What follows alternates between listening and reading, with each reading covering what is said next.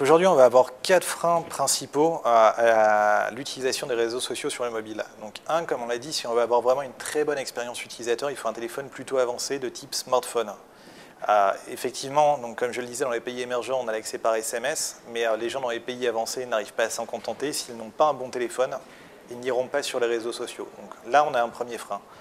Ensuite, le deuxième frein va être au niveau du tarif de la connexion Internet sur le mobile.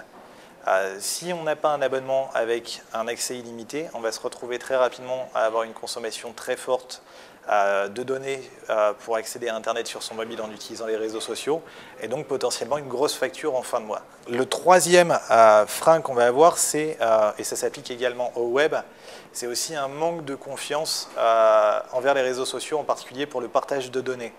Donc quand on est sur le web, les gens partagent assez facilement. Sur le mobile, on est dans une situation où on est plus sur un élément qui est personnel. Donc les gens vont être beaucoup plus attentifs, comparé à une expérience web, quant aux données qu'ils vont échanger directement avec les réseaux sociaux. Et enfin, la dernière, et on revient un peu au point qu'on a vu précédemment, c'est l'intégration des réseaux sociaux dans le téléphone. Aujourd'hui, si on avait une intégration complète dans le phonebook, bien évidemment, on aurait un usage qui serait beaucoup plus fort. Et également, aujourd'hui, sur les applications qui sont offertes par les réseaux sociaux sur le mobile, on a une très faible intégration des applications voix et SMS qu'on a traditionnellement sur son téléphone et qui sont à la base de tout carnet d'adresses sur téléphone.